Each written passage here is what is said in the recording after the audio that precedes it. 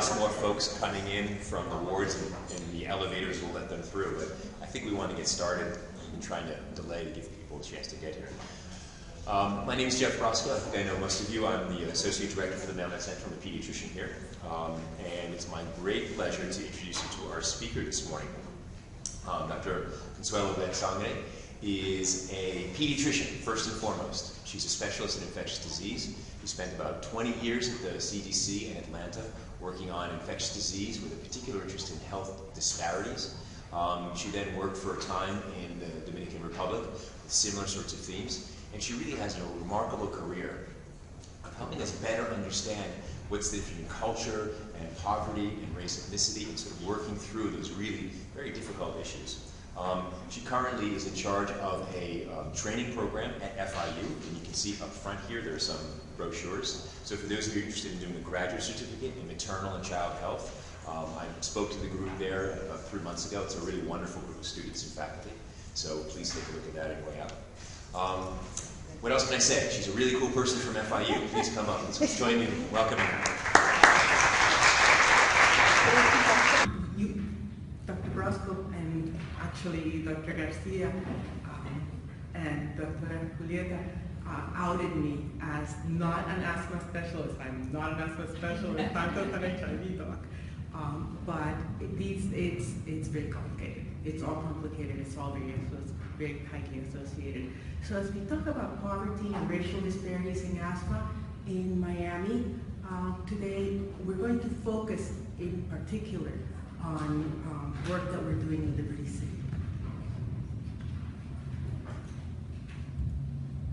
And before anything, I'd like to disclose no relevant interests to disclose, and I'd like to acknowledge the American Academy of Pediatrics catch grants that have supported this work. Cecilia Gutierrez, the CEO of Miami Children's Initiative in Liberty City, Ben Ortiz from the Harlem Children's Zone Asthma Initiative, my FIU colleagues, Alejandro Chamorro of Environmental Solutions, and the Frank Hernandez, who doesn't appear there, who led our integrated pest management work, and Dr. Andy Dean, who is my principal collaborator and my husband. It's become kind of a popular thing to say that zip code is as strong a determinant of health as genetic code, kind of catchy. But actually, more seriously, as we explore the geography of serious morbidity and mortality, sorting out the role of poverty from other factors in urban areas, we tend to look at what are called sometimes endemics, synergistic epidemics, which have a tendency to be embedded in historically African-American neighborhoods. And asthma, for me, I like it because it's very common, and because childhood asthma is a very outpatient care sensitive condition. But it's also a good allegory for the child-sized Black Lives Matter, I can't breathe approach. A needs assessment, actually before I say that, there has been a divergence in trends between the national trends as most recently described by Akimbani towards convergence and plateauing of asthma disparities in the United States, and the Miami-Dade County trends in childhood asthma.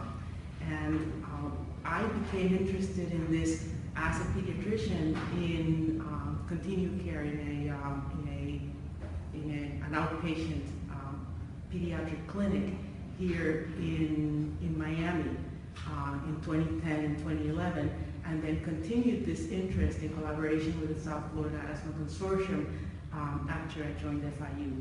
A needs assessment that we did in high prevalence schools showed high levels of poorly controlled and probably unrecognized asthma. And more important, it showed a lot of parental interest in seeking help to look at multiple levels of factors associated with out-of-control asthma. Now, here we have, this is not Akimbani's National Health Interview Survey data. These are youth risk behavior surveillance system data. just percentage of students that answered yes to has a doctor or nurse told you that you have asthma from 2005 to 2013. I think you can see pretty easily that there's been a tendency after the wide disparities in 2005 and in the beginning of the Great Recession, for there to be some plateauing, some conversions in prevalence of kids saying that they've had a diagnosis, and among African Americans, something of a plateauing in terms of the increase. Now you don't see that trend in Miami. In Miami, you see in 2005, I wish I would have been here, I was in the Dominican Republic back in 2005, but they were almost identical prevalence of asthma in the major population groups in Miami. And as you see, even after the worst of the recession, there's been this continuing trend towards increasing prevalence and widening disparities. The decrease in non-Hispanic whites is not statistically significant because that's a very small group in Miami public schools, but in the increase in Hispanics and African Americans, and of course the disparities between African Americans and Hispanics and whites, and African Americans and whites, of course, those are very, very significant.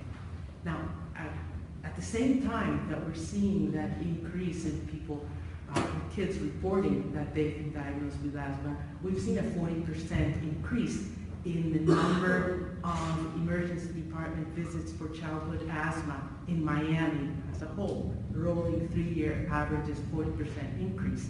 Now, with median hospitalizations, you see actually a slight decline, about 20%, and then a recovery to the original. It doesn't look like very striking unless you compare it to the national trend in hospitalizations for childhood asthma, just in over 40% decline. So it's a pretty impressive difference between what's happening in the US and what's happening in Miami. Now, when we look a little closer in Miami at asthma by analyzing this survey that was done among school nurses, they were concerned that there was quite a spread in terms of proportions. It went from no kids at all that had asthma and that had inhalers in the nurse's office to over 8, actually to almost 20% in some schools. And the school nurses organization, they were looking to us to try to see what was going on. And another thing that we noticed is that there was a tendency to coincide with the lowest income zip codes, those higher prevalences.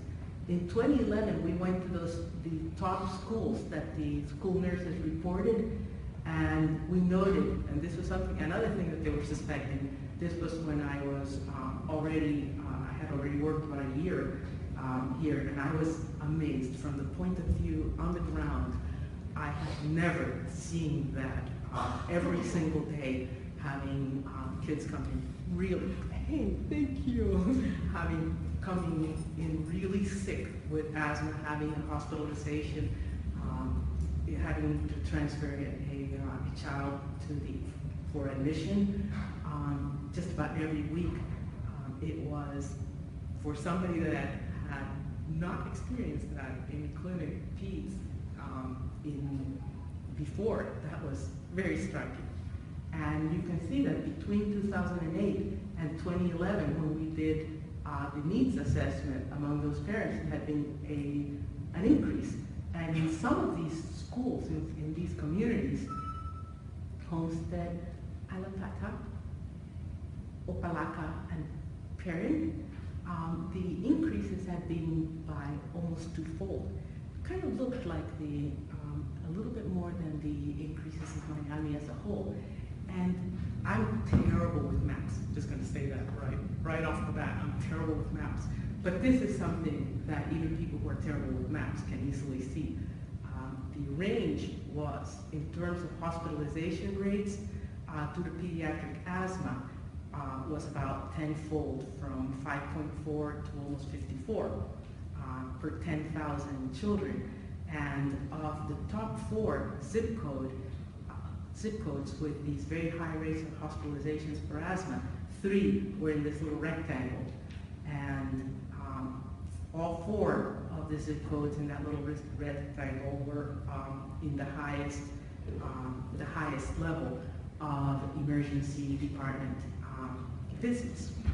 So just go back 1 second. For those of you who might be new to Miami just now, the bottom part of that rectangle is exactly where we are right now. So you might want to just point out that Jackson is right at the center of that. Where? On the asthma one. The asthma slide. Oh, the other way. How do you go back? You may never go back. Whoops. How do you Wait, I'm sorry, I didn't mean to do this to you. But sometimes you can just go down. Click on previous. Yeah. That's it. Sometimes you can do it just using this. Oh, excellent, excellent. I have outed myself completely here. Wonderful. All right, there we go. So, Wait. Doctor, where are we now? So I we told are- you, I don't know anything about so we are right here. See that arrow? That is Jackson. Oh, okay. You are here.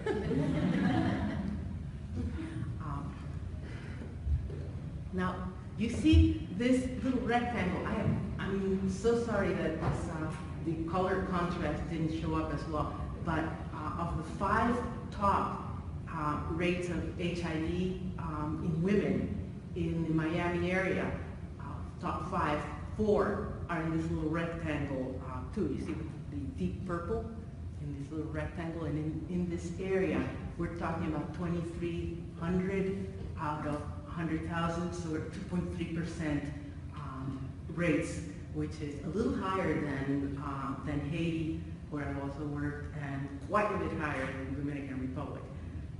And it's very concentrated in that little rectangle. You could cover up those titles and come up. This is a real classic syndemic situation. Infant mortality. Of the top 4, 3 are in the little rectangle, and African Americans living with HIV/AIDS, 4 of the top 5 zip codes are in that little rectangle. And when I was actually preparing to explore this further, and I saw this, the zip codes for the Liberty City include these 4 zip codes, that's when it dawned on me that those zip codes were Liberty City. Now, Liberty City and I go way back. Not this far back, but way back. Actually, the birth of Liberty Square, which became the center of the community known as Liberty City, was in 1930, when it was described as the only site in which a Negro might live in the city of Miami was in Negrotown. And the living conditions are inconceivable and are a shame and a disgrace to the responsible citizens of Miami. This area is principally owned by white people who have erected these small shacks and get exorbitant rent from them so that they pay for themselves every 2 to 3 years. Now, this was part of a process to appeal to President Roosevelt, a process led by African American leaders in Negrotown, with the collaboration of this visionary Gremlin. And when they completed the first public housing, which was called a project, the first public housing project in a segregated African American neighborhood in the southern United States in 1934, Gremlin, the author of this, said, "This project will be one of the great blessings that Miami ever had. It not only will eliminate the possibility of fatal epidemics here, but would also fix it so you can get a circle free from disease." So other times, make America great again. But the point that I'm trying to make is that this was the beginning of the end of Negro Town being a horrible slum and being what it became. Decades after that, the Harlem Renaissance of the South. As you can see, all of not only the public housing, but also private housing became very livable, modest. You see cars, the Hampton House, a lot of people who worked in Miami Beach, and stars that came to perform in Miami Beach actually would stay in Hampton House in Liberty City, and people like Cassius Clay at the time who became Muhammad Ali, Malcolm X, other notable people. Now, when I came to the United States, my father took pictures of everything, by the way. He took selfies about 40 years before there was any such thing. It wasn't even a thing as selfie. And he took pictures of my mother and my brother and my sister and I actually stepping for the first time in Miami. And here's my mother, here I am. That moment when I first stepped on the ground of Miami was when I became a Negro. And here I am in Liberty City, in our house. It was one of these houses was our house, 1900 Northwest 60th.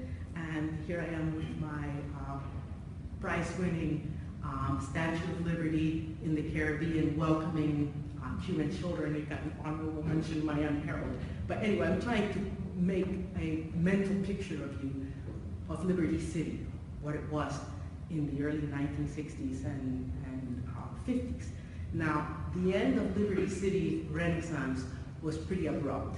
And the gradual dismantling of Overtown, which started in the 1960s with the construction of the I-95 highway, cut through the historic neighborhood of Overtown, and it caused many residents, that's actually most residents, to move to other neighborhoods like Liberty City. That should be just basically Liberty City, which caused that forced migration, caused a forced exodus out of Liberty City from a lot of people that were living there. It was already very overcrowded, but very, very cool kind of overcrowded. But once all of those people came from Overtown, it was really unsustainable. And you can read about this, the experience of many of these people that came to, who are living now in Liberty City and were part of that forced migration. I get choked up every time I talk about it, just like my dad used to get choked up. In 1965, they ran him out of that house. The Renaissance was over, and Liberty City had become a very, very poor neighborhood. But as you can see by this distribution of wealth in Miami-Dade by zip codes, there are a lot of very poor neighborhoods in Miami-Dade. And it's an important exercise to sort out poverty from other factors. Now, one strategy was pioneered at the CDC while I was there for sorting out race versus poverty and hypersegregation in a syndemic situation, using with the HIV behavioral surveillance systems in heterosexuals to characterize the HIV epidemic in impoverished urban areas in the United States. Those poverty areas defined as having 20 or more % of residents in poverty. And to answer the question, do impoverished urban areas, that should be me, sorry, do impoverished urban areas meet the UNAIDS definition of a generalized epidemic? Anybody know what that definition is? What the magic percent is? It's 1% and over. So the National HIV Behavioral Surveillance System for heterosexuals was conducted with men and women aged 18 to 50 with an opposite gender sex partner in the past year in 23 cities throughout the United States. And there was only heterosexuals who denied any history in their life of being men who had sex with men, sex workers, injection drug users, or clients of sex workers. As you can see, among the 23 cities that participated, coincidentally enough, were Miami and Fort Lauderdale's, which have for decades the highest prevalence of HIV. and in here someplace is the lowest, Provo, Utah. I'm not even trying to find it. Interestingly, in that surveillance system, 49% of the heterosexuals met the analysis criteria and lived in an urban poverty area, and 2.1% had a positive HIV test, which put the U.S. poverty areas a little bit above Burundi, neck and neck with Ethiopia and Angola, and a little bit lower than Haiti. As you can see here, there was some variance in incomes within poverty areas because they just have to be over 20% or over poor. And you can see a marked inverse relationship between household income and HIV prevalence, ranging from 2.8 to a low of about 0.2. Now, when that analysis was confined just to these high poverty urban areas, you would see a great reduction in racial differences and what has become known as the leveling effect of poverty. Here's the US overall, with over 10-fold difference between HIV prevalence in African Americans and whites, with Hispanics being in the middle. In the US poverty areas, you see this marked leveling, okay? African Americans and Hispanics, high, identical. Whites, very high, but a little bit lower. Suggesting that most of the difference in risk of HIV among blacks, Hispanics, and whites is due to the far higher likelihood of blacks and Hispanics to live in these high poverty urban areas in the United States. But just how protective is not living in poverty? In 2010, in the Liberty City zip codes, the median household income was $18,800, and most of those households were high population, so those were extreme poverty. The racial makeup of the neighborhood was 94.7% black, 3% Hispanic, Latinos, of any nationality and race. That's not true. Mostly African American, Hispanics, or Latinos. And 1.7% other races, 0.59% non-Hispanic whites.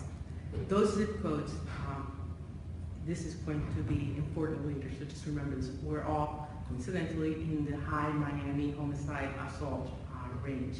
We defined for this zip code analysis a high asthma emergency department zip code as one that had over 200 visits per 10,000 kids, high asthma hospitalization zip codes in 2013, more than 20 hospitalizations, high poverty, more than 25% of residents living below the poverty level, high African American zip codes where over 49% of residents were African American, and older housing zip codes where the median age was of the housing was over 50 years.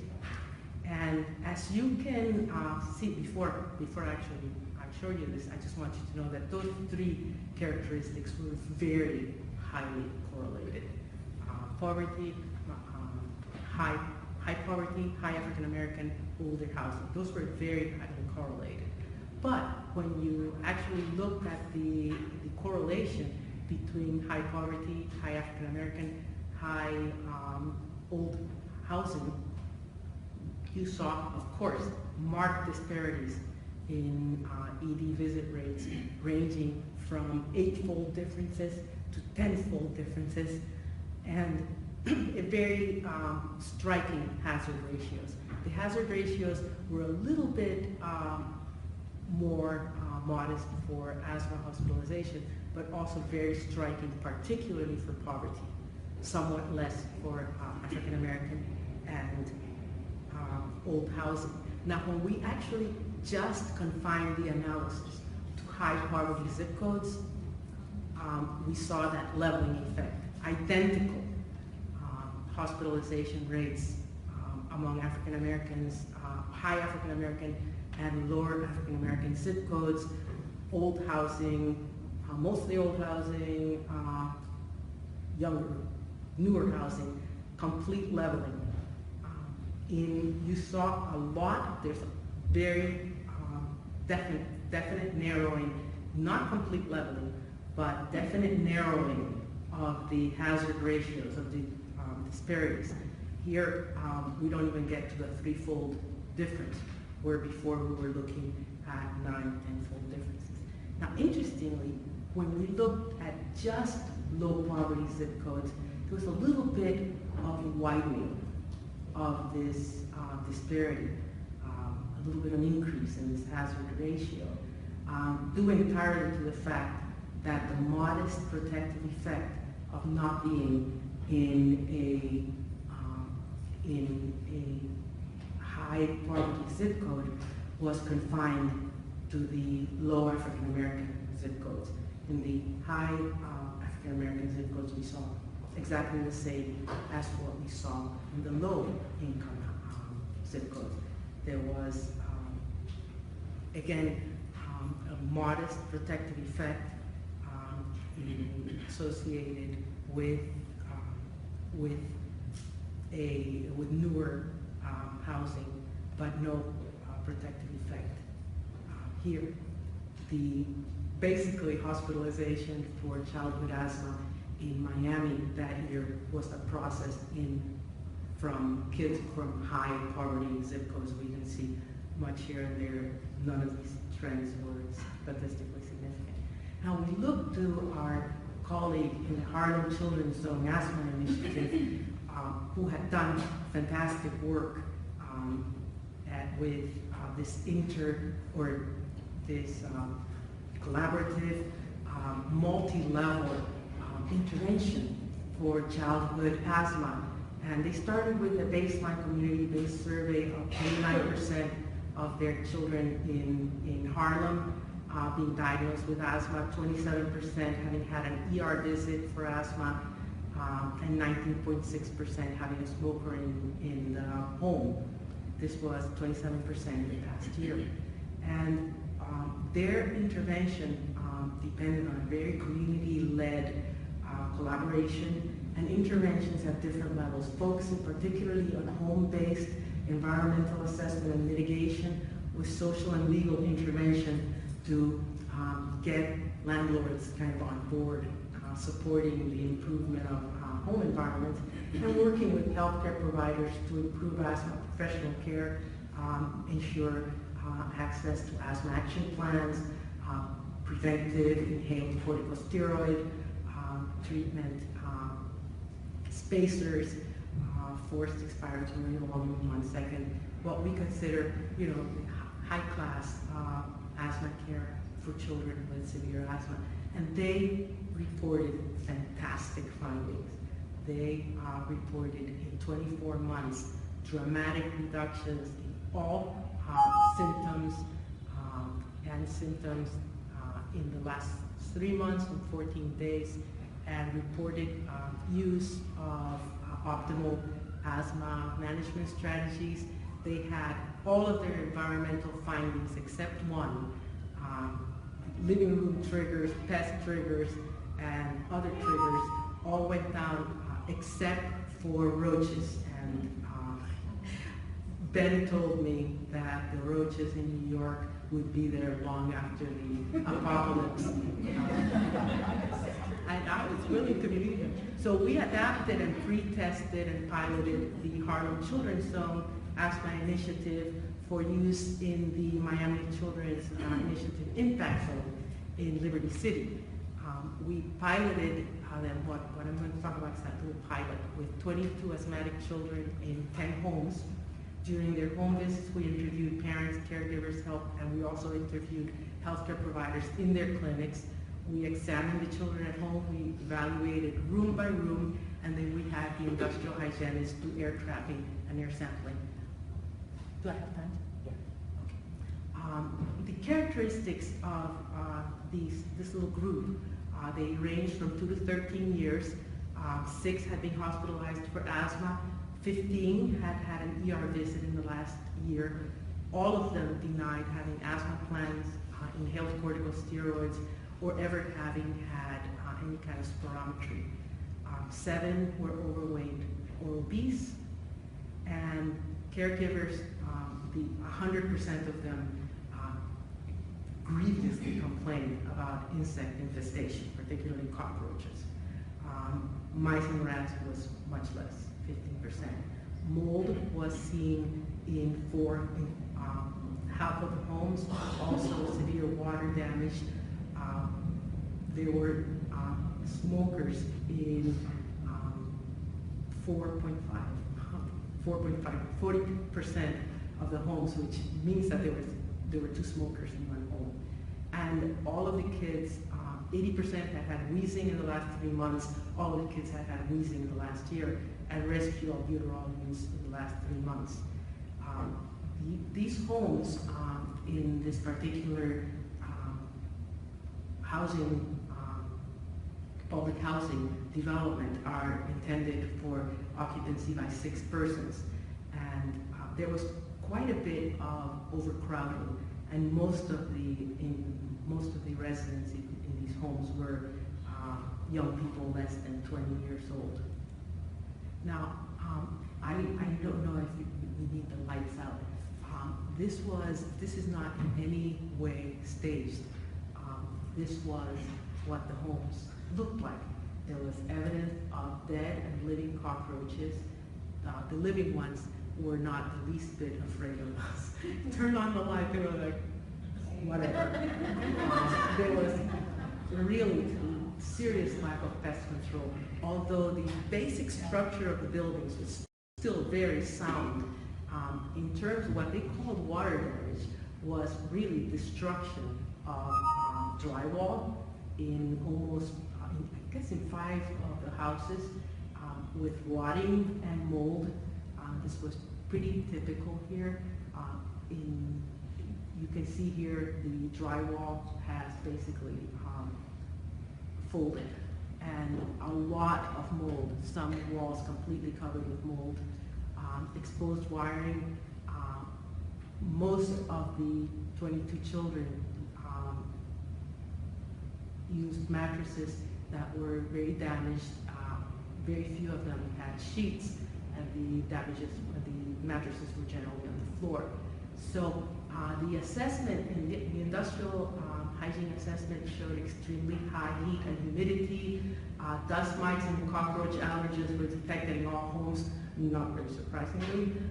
5 homes also had mouse allergen, 4 had dog and cat allergen. Now we had these meetings, group meetings, these were all pretty surprising to me.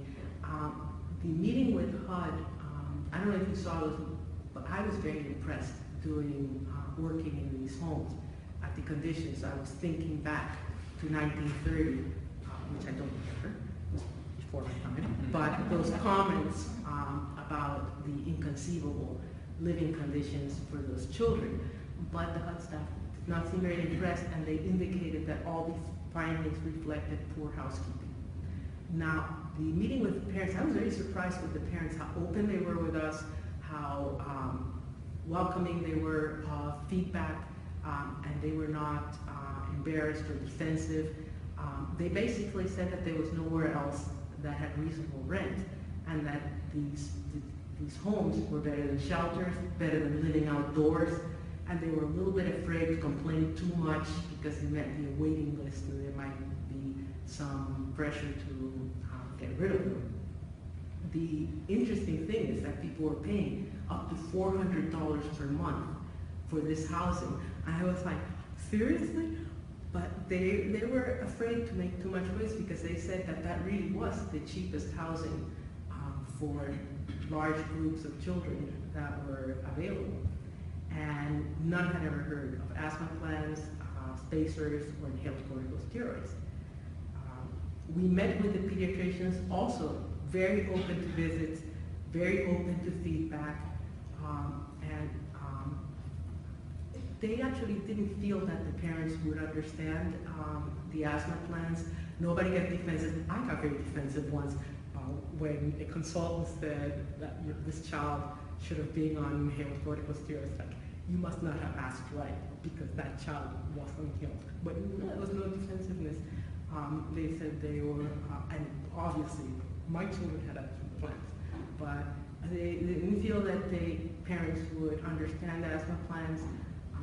not aware of how to get spacers at no cost to patients, no peak flow measurements, and they didn't feel that most of those kids warranted inhaled corticosteroids. Now, just as a little aside, when one of those visits where the other pediatrician and I, Dr. Consuelo and I, were actually doing a visit to distribute mattress covers, one of the kids was really tight and was having poor air movement and a lot of retractions and a little bit of cyanosis. And I was like, getting a little bit, I was getting a little bit cyanotic myself. And I was pretty surprised at how little gauging there was about what are the indications. When do you start thinking that this would be a time to intervene? And we definitely intervened with that child, and she got hospitalized. She did really well. Now, this is not very flattering attire for me, the bunny suit, but the first step in integrated pest management and environmental control, these things are foam treatment around the pipes and around any cracks. I got pretty good at this foaming thing because I was very determined to have the parents watch me and the other pediatrician, as well as volunteers, do this so as to not mystify the process. I was learning from Frank, and he was telling me what to do. Storing all foods in very tightly covered containers and cleaning and scrubbing and sanitizing and drying all surfaces. We did all this. But the reducing cockroach load, this is appreciated how important it is when you're doing integrated pest management, not only to block the entry of newcomers, but also to reduce the cockroach load by vacuuming heavily infested areas in kitchens, bathrooms, and bedrooms. Other places too, but those are the principal areas. We moved the refrigerator. There'd be a swarm of 50 or more cockroaches jumping out. Some actually were able to fly. And so you vacuum them up. You go out of the house with a bag like this and a vacuum cleaner full of cockroaches. And it sounds crazy, but that makes a huge difference. The preliminary results show that there was being a dramatic decline in parental reports of asthma and also of allergy symptoms. And unlike the experience in Harlem, cockroach sightings are way down to the point that people were spontaneously using the M words that I had not heard since my days as an HIV doc. This is a miracle. This is magic. This is magnificent. It really was a marked improvement of quality of life. We're just beginning to address the issues of the more structural things like the rotted drywall. Something has to be done, and we have, I don't say anything more about that. Interest on the part of pediatricians to collaborate in improvement of asthma management is just really heartwarming. Tremendous enthusiasm on the part of residents, getting away from the feeling of fear that they might find themselves homeless and realizing how much strength there is in numbers and in anger and in getting everybody on board, which is something that the Miami Children's Initiative Community Organization approaches has really been very, very instrumental. Okay, yeah? 8:45. Okay, interest in collaboration and community-led projects to address these issues has greatly risen. Okay, in conclusion, we found, and these thoughts kind of inform our next steps. Poverty is the main issue, but it's not the only issue. Crime, we have to start thinking of crime as being more than just a distraction from health issues. It's a major health issue in itself. Dr. Roderick King reported that crime in Liberty City had dramatically increased, with homicide rates increasing 40% from 2011 to 2013. That's pretty dramatic. And there are strong associations between inner city childhood asthma and police reported violent crime, community crime, violent crime disorders, PTSD, and just about every indicator of violent crime is associated with inner city childhood asthma. I would like to say in bold red that, talking about crime, environmental conditions in the HUD homes are actually a sort of crime in themselves. There are other factors associated with these racial disparities, and these also have an indirect association with crime, including vitamin D deficiency. For us, those of us with dark skin who don't spend any time out in the sun because our parents, not my parents, but the kids' parents are afraid of what might happen to the kids when they're out, that is a potential issue. And it also affects the possibility of overweight and obesity. And then there's the issue of differences in quality of care received by African American children, even when access to care is good. This has been reported with other entities. Could it be happening with pediatric asthma care? Thank you very much for having joined us today.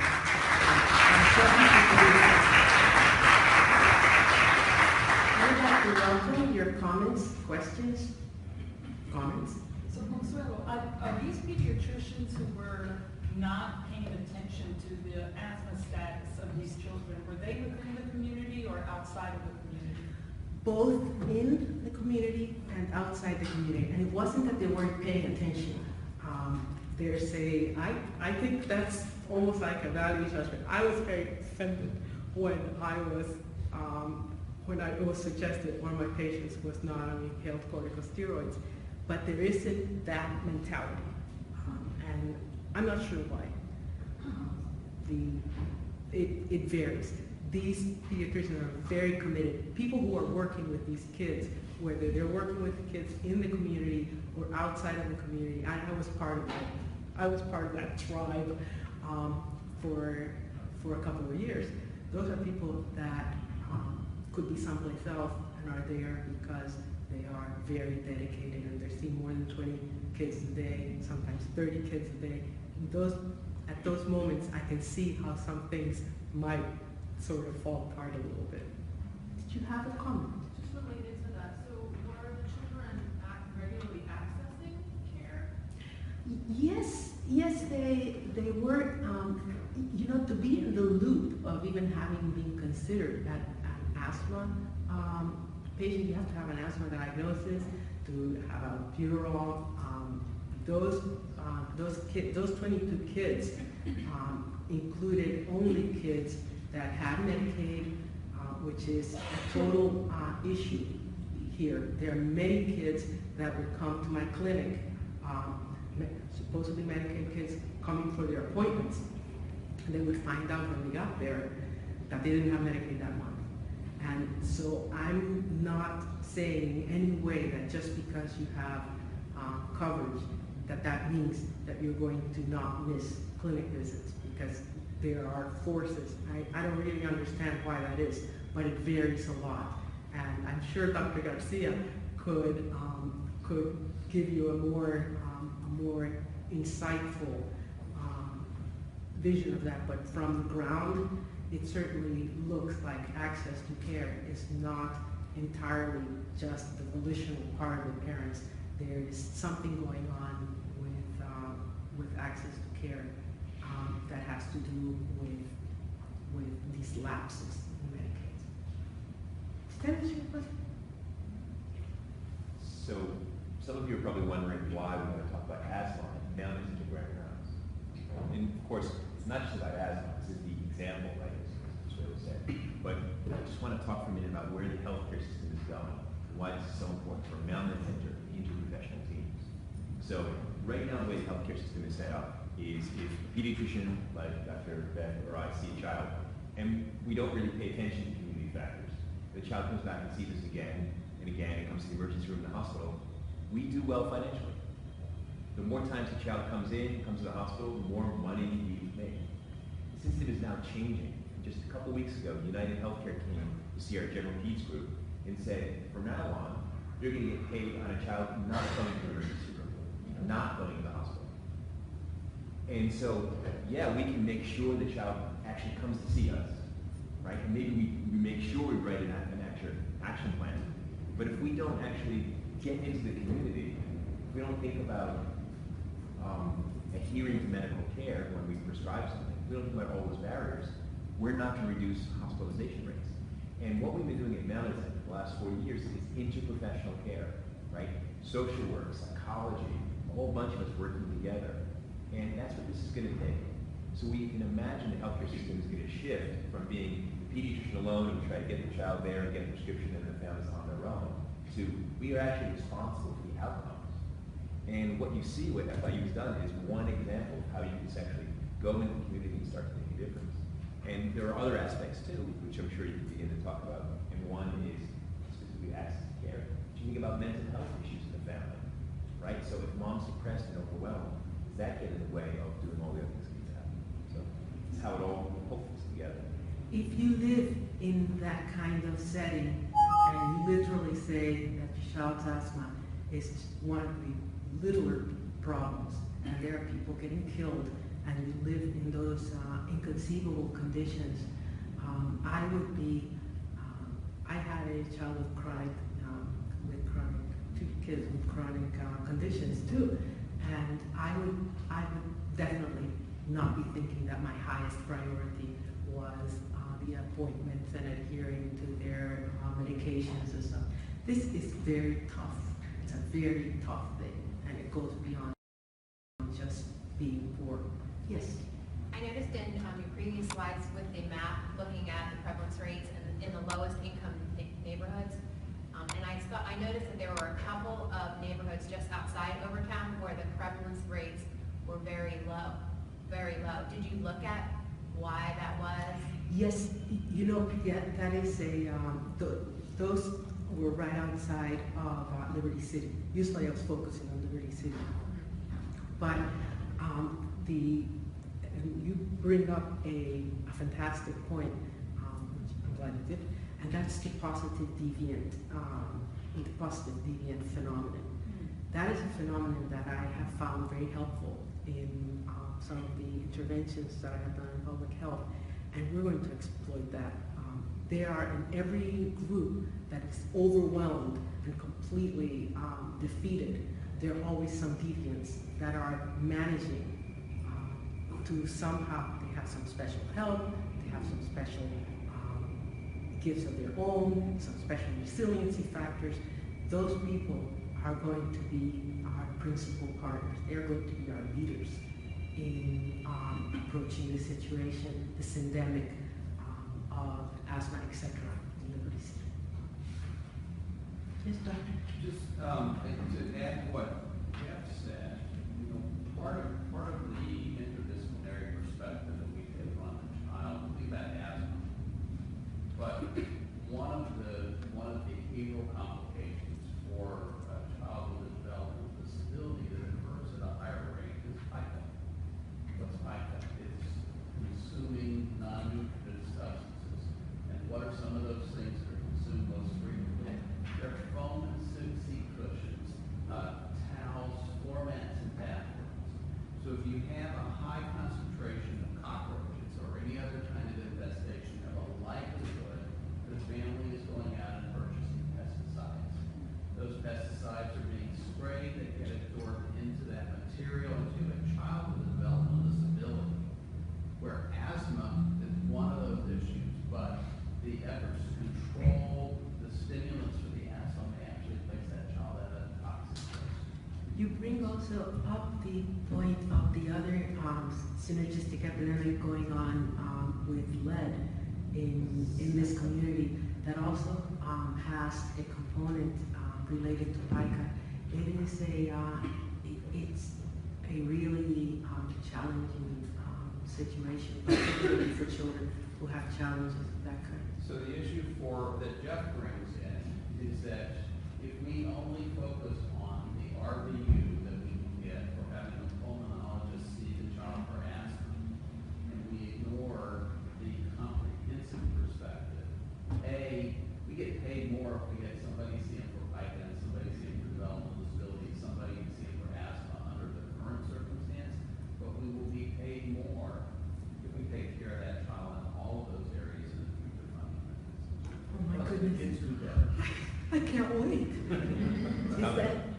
that for Medicaid too, or just that one? It was mostly for Medicaid. It's the way Medicaid is going to work. We're going to get paid much more for health. Hey, man. What are the plans to sustain or upscale these interventions at the community level? Well, our next step is summed up by the words, begging for money. We are going to try to take this show, to scale it up, basically, to scale up this intervention. And